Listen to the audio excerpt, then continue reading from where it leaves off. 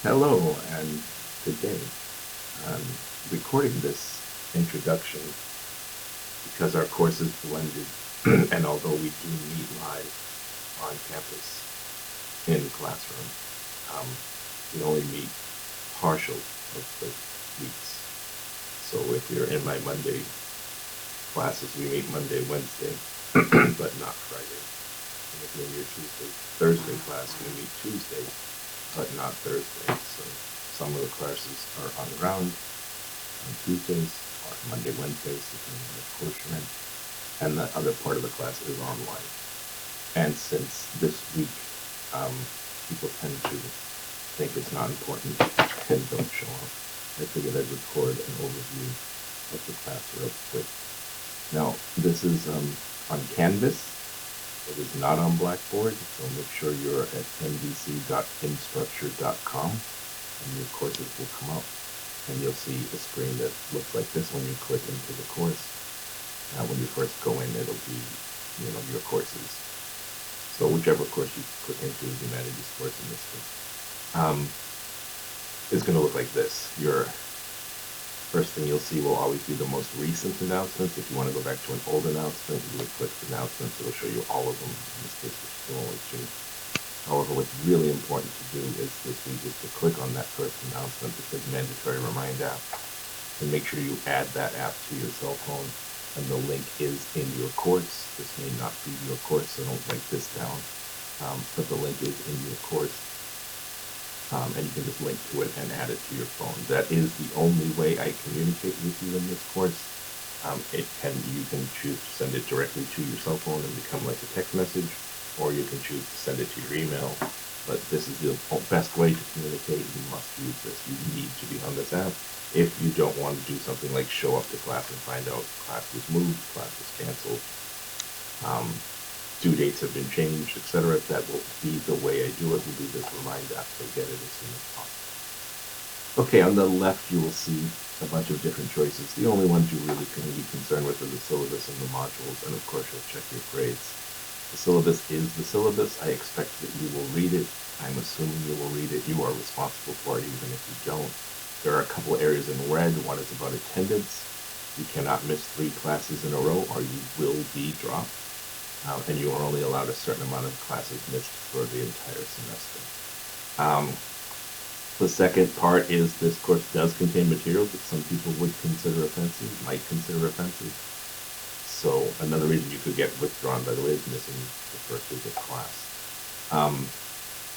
So back to the offensive. So there's language, sexual themes, gender themes, class, political, religious, and other things that some people may consider offensive. But for this course, unlike other versions of humanities, does focus on those things.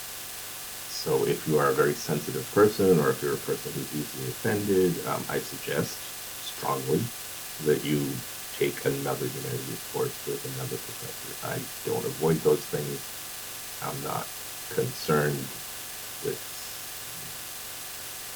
being worried that if I say something I'm going to get canceled, or being worried that we shouldn't cover stuff like that. That's the whole purpose of humanities, is this stuff happens, this stuff is real, and in the real world we will be faced with it. So it's kind of silly to pretend it doesn't exist, but if for whatever reason it's not for you, I understand. That's fine. Just take humanities with someone else, or in a fully online version where you don't have to deal with people potentially offending you. I expect serious class participation. Otherwise, this class can turn into a boring, monotonous class where I'm just reading off of PowerPoints, and that would be awful. So I expect you to look at the materials, look at the PowerPoints, look at the topics, and come to class full of questions, full of sidetracks. We do not need to stay on topic because the PowerPoints are there. They're there for you 24 hours a day, 7 days a week. There's no reason to have me just reading you stuff you can read on your own. That's the way I prefer it, but depending on you guys, what's going to happen. So that's the syllabus. Again, has how you get a grade, how the points are. It has a week-by-week breakdown and when stuff is due. But again, the easiest way to do all of this is going to be in the modules. When you go to the modules, you'll notice there's a couple of things. The first thing is introduction to the course, so it has a thing about class overview. So basically, what's this class about? Right? What's really cool and neat about um, Canvas is you don't have to go back and click the next tab. You can just click next at the bottom. It's going to bring you automatically to the next area. So instructor information, picture of me and my family, and something about me. It says sing up, but it should say sign up. I'll fix that eventually. And so some information about your professor, and then the next thing is questions. So if you have questions, you can post them here, especially for those of you who are shy. You don't want to ask the questions in class. I do check it. So if I wanted to go back, I can always go back to modules and just click question board, just click instructor information. If for some reason after you've read this you think I'm never going to do this, you can always minimize it, and that way it will not show up when you first open this. And this is a really good way to know when you finished. Like if you finish module 1, let's say, you don't have to see it anymore. You can minimize it, and when you pull up the site, Canvas class, the module 2 will show up. The next area after introduction is resources, so library, that kind of stuff, materials, etc. Again, once you're done with it, or if you think you don't need it, you can minimize it. And then directions on the assignments, basic directions, ideas on how the assignments work. There are 4 kinds of assignments. So there's mini essays, there's papers, there's discussion board, and there's exams. Right? And it tells you exactly, you click on these, again, I'll go through them. It tells you the questions you're always going to ask. How long does it have to be? Okay, 250 words, that's about a page type double-spaced. You do need to do external research and have citations. But it is not a formal paper, so it's just an essay, so don't bother with title page and all that fancy schmancy stuff. Right? The next set of kind of assignments is papers. Again, it tells you MLA, if you're writing it in an essay format. 12 font, don't be doing the large font thing on me. First of all, I'm not pleased by it, and second of all, I'm not really going how long this is. So 12 font, no title page, no fancy papers, none of that stuff. You're going to upload it anyway, so why are you going to do all that? All original work, of course. Proper citations. Basically, if you weren't born with the information, or it's not something commonly known, then you need a citation for it. Even if you know it, you still need to find a citation for it. I'd rather have you use all the papers in number format rather than essay format. For example, the first paper, the art paper, has 7 things that you're supposed to do, and you would number them 1, 2, 3, etc., and then answer, rather than do this essay format. I'm not an English teacher, so I'm not doing that. So that's the other reason plagiarism is kind of completely the biggest no-no you can do in my class. I'm not failing you for poor quality English, grammar, sentence structure, etc. The whole point of this, of course, is to show me you've learned something, the ability to do something. For example, the first paper, the ability to look at an artwork and explain it. Second paper, watch a film as art and look how films can be artistic. And that's all you're going to do. And the third one is look at dance, and you watch a dance performance and see how it's artistic. There should be no reason to plagiarize any of these assignments. There really isn't, and you will fail the course, so it's not worth it.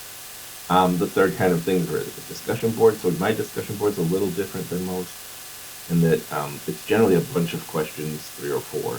You have to answer all the questions, and then you generally do that by the Thursday of every week. Your first post, and then you'll reply to just one. This is where it's different.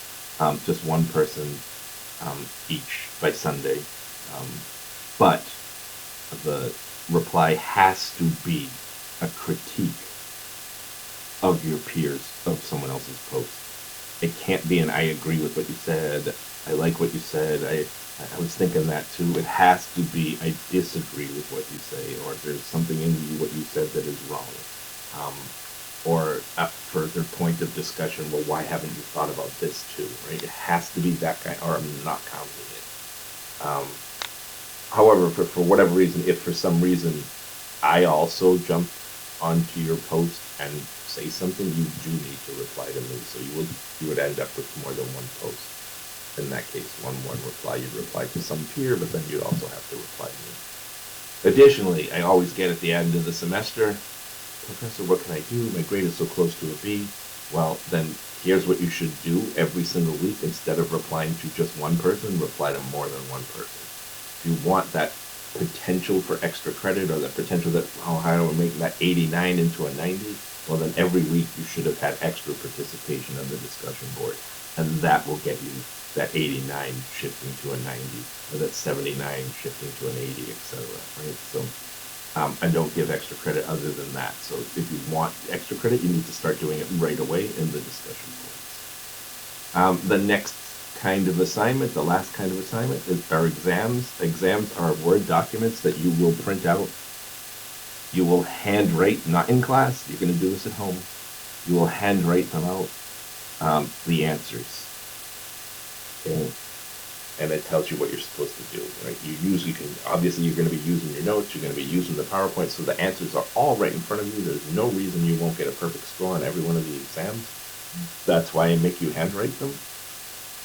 Scientifically, this may strange you, a humanities person talking science, but study and research has been done repeatedly over and over again throughout the past 40 years, and it keeps coming up with the same answer. And that is, we retain 40% more information that we write down than if we type it. So that's why the handwritten document, the exams, since I know you are going to have all the answers in front of you anyway, at least I'm going to get you to retain some of this information, which is my goal, to get you to learn. And therefore there'll be some learning happening, even though you have all the answers in front of you. So again, I go back to the modules if I want to at any point in time, and I could go back to any of these if I want. Same thing, let's pretend I'm done. I'm going to put it down. We're done. And go to my modules, which is what you really care about. So each module has a date. You'll notice at the top, January 4th to January 22nd will be Module 1. Module 1 has an introduction discussion that you have to do. Obviously, in this case, you wouldn't be disagreeing with anyone. But you're introducing yourself. That's due this upcoming weekend, January 8th. And then you'll have a legitimate, full-blown discussion about ancient religions. That's due next week, January 15th. And then you will have your exam the following week after. Again, the exam will be something you print up and handwrite. All of the PowerPoints that are in this unit are underneath, under PowerPoints, that are directly tied into the exams. So two things are going to potentially happen here. You're going to look at the PowerPoints yourselves, and you're going to ask me questions in class. And it does not have to be directly related to the PowerPoint, in case you were wondering. It's preferred if it is. Since this is a humanities course, which means we cover everything that humans have ever done and ever created, past, present, future. You're allowed to discuss any of those related areas in class. I like to use the classroom time that we do have for those kind of discussions. I do have some rules about those discussions, which is, we do not talk over one another. We let someone finish, no matter how outrageous whatever they said. Number two, you are allowed to say and believe and have the opinion of any way, shape, or form that you have. Our classroom is always going to be considered a safe space for that. And number three, we never shout. I know in Miami we tend to shout and talk over people because that's the way we think we win an argument, but those are just signs you're losing. So we're going to let people say stuff. We're going to let them say even outrageous stuff if that's what they say and believe. And then we're going to say, well, I think that's outrageous. We're not going to stop them in the middle of it. Now, don't get me wrong. I'm not going to let people attack one another. That's not what I mean. But I'm talking about beliefs, opinions, ideas. And again, since we're talking about some of the hot topics, it can get hot. I mean, that's what I'm there for, to cool the temperature down. So I know prehistory doesn't sound like necessarily a hot topic, but don't get me wrong. But with prehistory, we start already with religion, and that sometimes gets people a little bit nervous. So we're going to cover all those areas. Predominantly, the PowerPoints focus on a little bit of history and a little bit of art. No, a lot of art. Sorry, a little bit of history, a lot of art, some music, and some philosophy. Humanities covers everything. So it's really impossible in 16 weeks or less than 16 weeks when you have those 8-week classes kind of cover everything. So we're focused predominantly on Western civilization. Not because it's better than any civilization, but because we live in the West, so it makes sense. Um, but I do have a section on non-Western cultures in here. Again, anything that's not here and you still want to know about or learn about or talk about is open. We don't have any forbidden areas in that kind of sense. Oh, we can't talk about what happened in Ghana. Yeah, we can talk about what happened in Ghana. We can talk about anything, even if it's not related to that particular unit, if a current event happens or something. We're always open to that. The classroom should be for open intellectual discussions to always be occurring. Now, again, if for some reason everyone shuts up and everyone's silent and everyone's doing nothing, then we'll be back to the same old regular every class you've ever had where the teacher reads off the PowerPoint.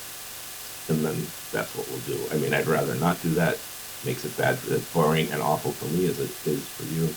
So I'd rather have you full-blown participating in that. Okay, so how do you do an assignment? Basically, if I click on the discussion, I'll show you. It tells you to answer those questions. It tells you the guidelines, and then you click reply, and you would start writing your answer, right? And then post. Let me not do that because that'll come off. Go back to modules. Again, you can always go previous or whatever, but I'm just going back to modules.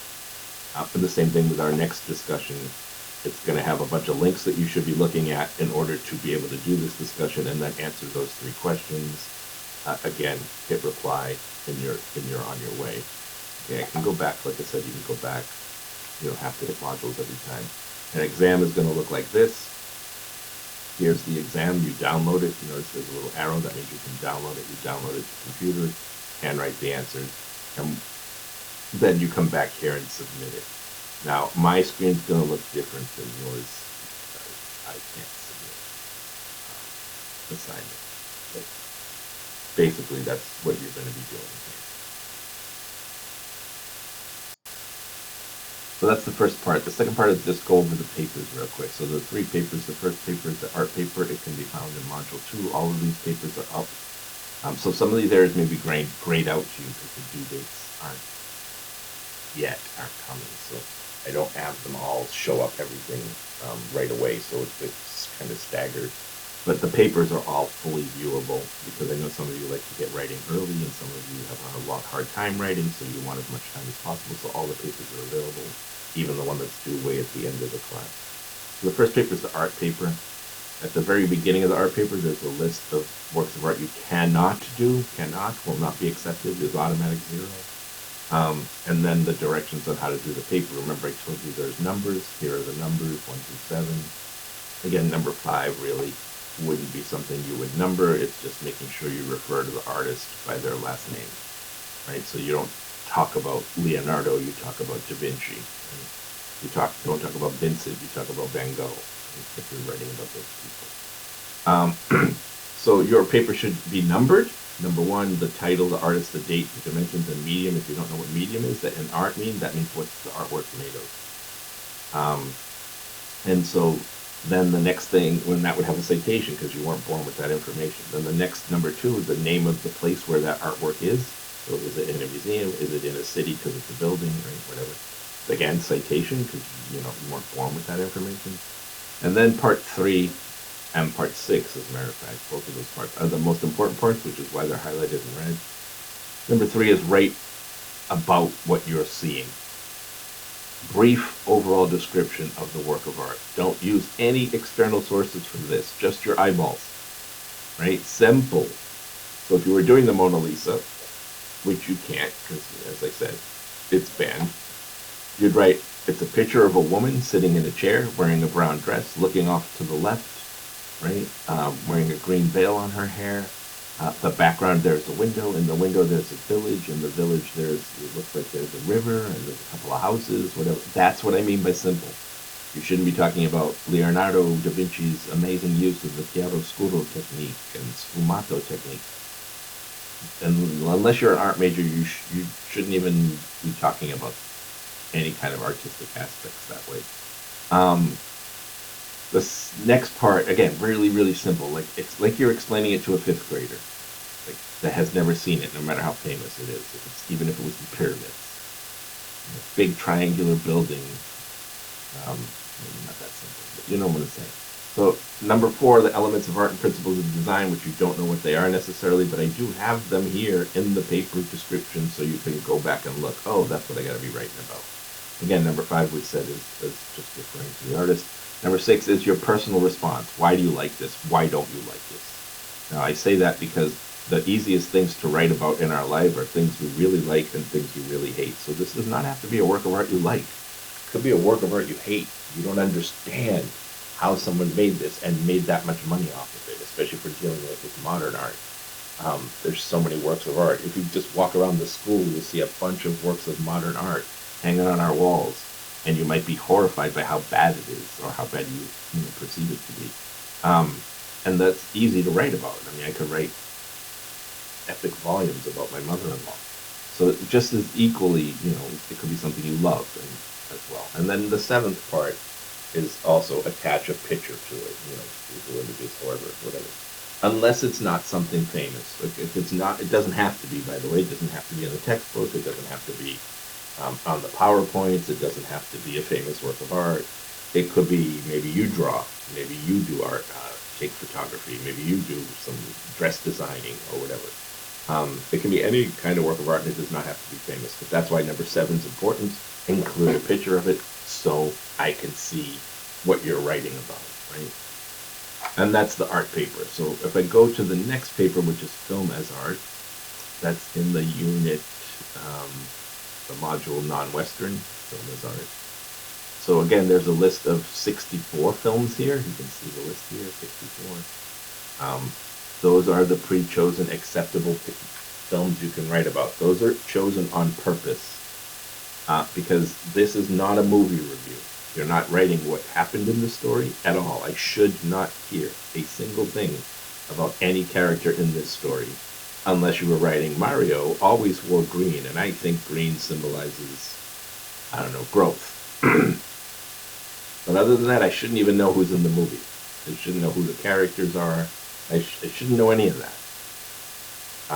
Instead, what I should know is how is the director trying to create images, poetic language, if you know the language, the environment, the physical beauty, the camera angles, the special effects, if there are any, the use of color, the use of music, the use of costumes, right? The use of settings. That's what you're writing about. And that's why these 64 movies were chosen in particular, because they're not your standard kind of movie. They are what are considered art films. Now, some of them are really good, don't get me wrong. They're also a good movie with also a good story. But then some of them are not at all. Like, for example, number 5, Roma Città Preta, is pure art film. I believe there's only 20 lines of dialogue in the whole movie. And it's a 3-hour-long movie with only 20 lines of dialogue. So there's a whole 25-minute scene of you sitting in traffic. Not a joke, I'm not kidding. So it's all about cinematography and that kind of stuff, and that's what you should be writing about. Again, I don't want you to be writing about what other people have said about it. I've read all the reviews. I've read all of the other stuff and all the experts. I want you to tell me what you see. The whole point of my course has nothing to do with what other people want you to learn. It has to do with you just learning and learning to be able to watch a film, and from an artistic aspect, instead of just watching a Marvel movie or a Star Wars movie and just being entertained, which is great. There's nothing wrong with that. But that's not what this part. This is for how was this an artistic piece of work? What creation is being done here, right? And again, interpret it any way you want. If you think the director meant this, that, or the other by doing this, that's fine with me. There is no wrong answer, because that's not what I'm looking for here. This is what people say he meant, and this is even what he said he meant. But I don't care. What did you get from it is much more important to me. Again, 2 pages, 3 pages is way too much. Again, 2 pages for those who don't know what it is, about 500 words, double-space type. The same thing for this one, kind of put them in sections, do cinematography, color, scenery, images, do them by paragraph that way, costumes, whatever. Instead of trying to make it into one full-flowing essay. In this case, you probably will not be using citations other than citing directly from the movie itself. So, the next and last paper is in module 5, almost all the way to the end. No, it's not. It's in module 4. I'm missing it. Can't see it. Oh no, it is in module 5, dance critique. So this is a little bit longer a paper than the other ones, not longer in length, longer in sections. There are 8 sections. Again, I would number them. I want you to number them. Movement, section 1, choreography, section 2, space, section 3, performance, section 4, music, 5, staging, 6, personal response, 7, overall reaction, 8. There are questions there. Those are not questions for you to answer all of those questions. They're to guide you to know what to write about. So your section on movement can answer one of these questions. It doesn't have to answer all of them. It could answer 2 of these questions. It could answer another question that you thought of because these questions gave you an idea about what you're talking about. They're just to help direct you because a lot of people don't know how to write about dance. So you can write about what movements did you observe, what body actions did they perform, what parts of the bodies were emphasized. You don't have to. You're writing about movement, but people are like, well, what the heck? How am I supposed to write about movement? Well, here's like six example questions you could be answering. Choreography, I don't know what choreography is. I'm not a dancer. Well, here you go. This is what choreography is. That's what you're looking for. That's what you're writing about. And then space, I don't know what that is. 3 examples. Again, you can use these examples and answer them if that makes your life easier. But it's just to give you an idea of what you should be writing about, right? Again, number them, write them by number.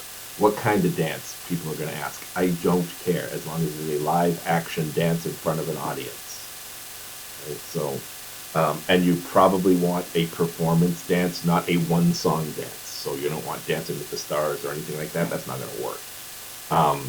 Because it's only going to be 2 people dancing, and that's a lot harder to do, right? You want it to be a bigger dance production, and it doesn't have to be professional. It just has to be live in front of an audience. It could be a high school performance. Well, I don't care. Again, the point is you learned how to watch a dance and things that people look for when they looking into a dance. And that's basically all the different kinds of assignments and how to do them. So hopefully this helps for those who missed the first class, or for those who have that weird schedule where we don't start till next week, because this week, Tuesday already passed. So best of luck, and I'll see you guys all next week.